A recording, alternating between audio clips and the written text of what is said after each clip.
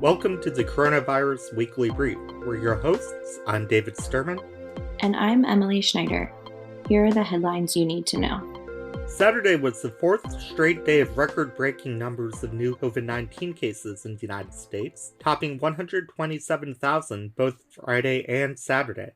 The total case count reached 10 million on Sunday, with the last million added in just 10 days, according to the New York Times' tracking. Tom Frieden, former director of the Centers for Disease Control and Prevention, and Scott Gottlieb, former commissioner of the Food and Drug Administration, both recommend limited, targeted closures in COVID-19 hotspots. The sooner we shut, the softer and shorter we can shut, Frieden said in a tweet on Friday. Gottlieb agrees, telling reporters that the current lack of targeted mitigation could lead to trouble in December and January.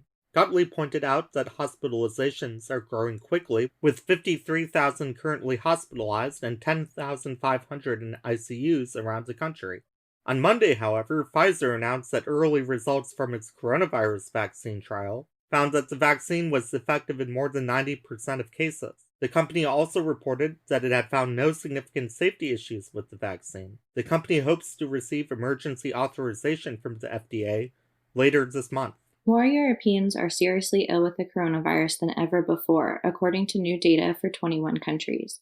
In the Czech Republic, the most recent hardest hit country, 1 in 1,300 people is currently hospitalized with COVID-19. In Belgium, France, Italy, and other countries in Western Europe, hospitals are stretched to their limit. Quote, doctors and nurses could be forced to choose which patients to treat, who would live and who would die, end quote. UK Prime Minister Boris Johnson told the House of Commons on Monday, quote, I am afraid the virus is doubling faster than we could ever conceivably add capacity. The last 7-day average shows the global daily infections are rising by more than 540,000. It took 32 days for the number of cases to rise from 30 to 40 million, and then just 21 days to add another 10 million cases. Europe now accounts for 24% of COVID-19 deaths. White House Chief of Staff Mark Meadows tested positive for coronavirus on Wednesday and initially sought to prevent news of the diagnosis from becoming public, although the news broke on Friday. Meadows had appeared with other Trump advisors while not wearing a mask on Election Day. Cassidy Hutchinson, a top aide to Meadows, has also tested positive, as has Nick Traynor, the Trump campaign's director of battleground strategy. Politico notes, quote, Meadows is among numerous Trump aides who have tested positive in recent days, representing the third high-profile outbreak at the White House in the past 6 weeks, after one that hit the president's top aides and Trump himself in early October, and another that infected top aides to Vice President Mike Pence last month. On Friday, the Labor Department released its October job report, showing that 2.2 million women have left the workforce since October, even with signs that some jobs may be coming back.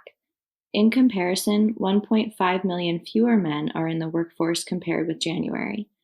The Post writes, quote, put another way, women have recovered only about 39% of the big drop in the labor force they suffered in the spring, while men have recovered 58% of their jobs, and notes that one of the major drivers of the disparity is the difficulty of childcare during the pandemic, which has fallen disproportionately on women. Initially, women lost more jobs than men because the industries hardest hit were predominantly staffed by women. The summer saw recoveries in jobs for both men and women as parts of the economy reopened. But the Post notes, quote, that changed in September. Just as the school year began, 865,000 women dropped out of the labor force, compared with 216,000 men. In October, men gained back all their modest September losses, while only about half of women returned, end quote. In addition, while women did see job gains in October following the September decline, many fear that those gains, largely centered in retail and hospitality industries, may disappear with coronavirus once again surging, raising the prospect of further shutdowns.